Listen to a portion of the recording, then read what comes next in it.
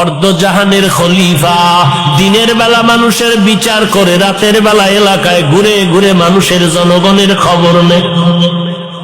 হযরত ওমর ঘুরতেছেন, এক সময় গিয়া দেখেন জঙ্গলের পাশে একটা ছোট্ট করে ঘরের মধ্যে আগুনের আওয়াজ দেখা যায়, আগুনের আলো দেখা যায়। হযরত ওমর কিনারায় গিয়া দূরত্ব বজায় রেখে একটু দাঁড়াইলেন, তাকায় দেখতেছেন এক বৃদ্ধা বুড়ি মহিলা পাত্রের মধ্যে পানি গরম করে আর পার্শ্বে বাচ্চাগুলো ঘুমিয়ে আছে। হযরত ওমর অপরিচিত অবস্থায় সালাম দিয়া বলেন, আম্মা জান, এই গভীর রাতে জঙ্গলের মধ্যে আগুন জ্বালায় কি করে? আম্মা জান বললেন, কে যুবক তুমি? বলে, আমি একজন আগন্তুক মুসাফির। কি চাও? বলে, আমি ঘুরে ঘুরে দেখি কারো কোনো সমস্যা আছে কিনা, উপকার করতে পারি কিনা। আল্লাহর বান্দি বুড়ি মহিলা ডাক দিয়ে কয়, ও যুবক, তুমি আর কি উপকার করবা? আমার একটু মনের দাবি শুনে নাও। আমগো দেশে নাকি ওমর নামের ব্যক্তি দেশ পরিচালনা করে। শুনে নাও রে যুবক, আমি এই ওমরের বিরুদ্ধে আল্লাহর দরবারে মামলা দায়ের করব। কারণটা কি? আজ তাকায় দেখো, আমার ঘরের চুলায় আগুন জ্বলে, খানা নাই, না খেয়ে আমার বাচ্চাগুলো বাটিতে কান্না করে করে করে করে ঘুমিয়ে গেছে। আমার পায়ের কিনারায় কাঁদে ওরা, খানা নাই, পেটে ক্ষুধা। আমি পানি গরম করে ওদের বলি অপেক্ষা কর, খানা রেডি হচ্ছে। আমি ওমরের মতো বান্দা, আমাদের খবর নেয় না, বিচার দায়ের করব। এবার ওমর পরিচয়টা গোপন রেখে বললেন, আম্মা জান, দেখি কিছু করতে পারি নাকি। সোজা চলে গেলেন অর্থ মন্ত্রণালয়ে, গিয়া এক বস্তা আটা রেডি করিয়া, সাথে আছে এক ব্যক্তি তার গোলাম আসলাম নামের পিএস। ওই গোলাম রে ডাক দিয়া কয়, আসলাম, আটার বস্তা আমি ওমরের মাথায় উঠাইয়া দাও। গোলাম আসলাম ডেকে বলেন, খলিফাতুল মুসলিমিন, আপনার মাথায় কেন আটার বস্তা দিব? আমি গোলাম, আমার মাথায় দেন। এইবার ওমর ডাক দিয়ে কয়, রে আসলাম, ওরে বান্দা, ভালো করে শুনো, এই যে আমার দায়িত্ব পালন করা তো আমার উপরে দায়িত্ব, আমার দায়িত্বের জবাব কি তুমি দিবা? বলে, না। বলে, যদি তাই হয় তো আমার জবাব আমাকে দেওয়ার জন্য রেডি করে দাও, কারণ কিয়ামতের ময়দানে আসামির কাঠগড়ায় দাঁড়াতে চাই না।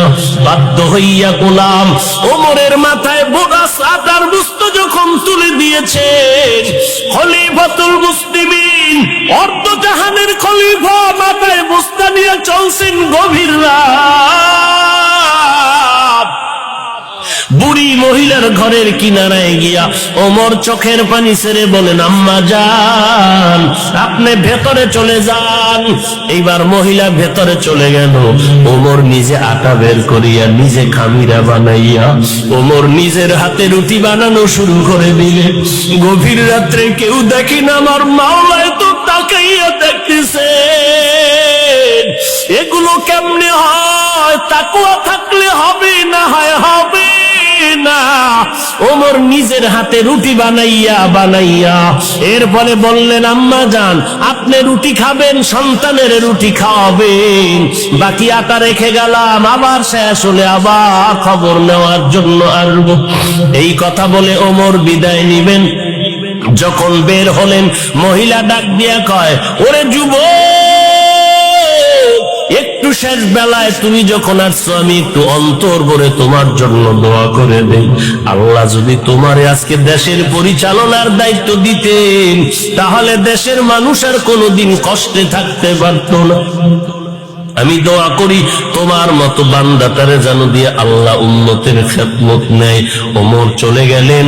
পরের দিন আদালতে বসিয়া মসজিদে নববীতে বার্তাবাহক পাঠায় বলে, অমুক এলাকায় এক বৃদ্ধা মহিলা, তাকে ডেকে আমার আদালতে হাজির করো। মহিলার কাছে যখন খবর চলে গেল, আপনাকে খলিফাতুল মুসলিমিন ডাকছেন, তাড়াতাড়ি চলেন, ওমর ডেকেছেন। মহিলা তো জানে না গত রাত্রের যুবকটাই ছিল ওমর। ওমর খলিফাতুল মুসলিমিন। মহিলা ভয় পেয়ে গেল, গত রাতের ঘটনা কি খলিফাতুল মুসলিমিনের কাছে সেই যুবকটা বলে দিল নাকি আমার আজ ফাঁসি হয়ে যাবে। ভয় যখন ডাকছে, আমি তো ওমরের বিরুদ্ধে কত কথা কালকে বলেছি, আজ আমার বিচার না জানি হয়ে যায়। এইবার খলিফাতুল মুসলিমিন ডাকছে, হয়তো আমার বিচার হবে, ফাঁসি হয়ে যাবে।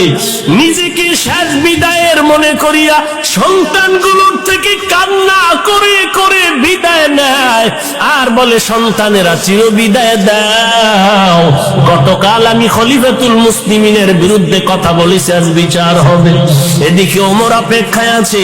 মহিলা হেঁটে হেঁটে হেঁটে হেঁটে খলিফাতুল মুসলিমিনের দ্বার প্রান্তে যখন এসে গেল, দরওয়াজা দিয়ে তাকায় দেখে গতকাল রাতের সেই যুবক দাঁড়িয়ে আছে। দেখিয়া ভয় পেয়ে গেল মহিলা। ওমর ডাক দিয়া কয়, মা কোনো ভয় নাই, কারণ আপনি তো আজকে অপরাধী না, অপরাধী তো আমি ওমর। আজকে তো আপনি আসামি না, আমি আসামি নিজেই। কেন এর আগে আপনার খবর নিতে গেলাম না? আজ আপনি আমার বিচার করেন।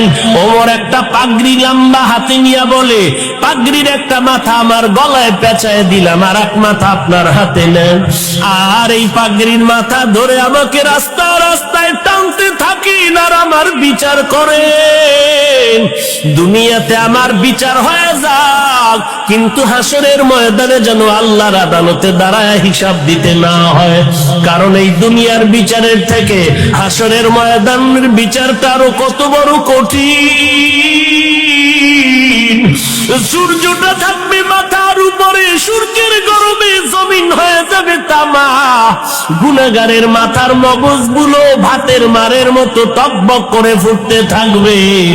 অপর দিকে জাহান্নামের আওয়াজ, জাহান্নাম চিল্লায় বলবে, আল্লাহ গুনাহগার গুলো আমার পেটে দাও।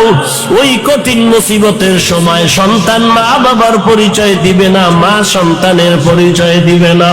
ওই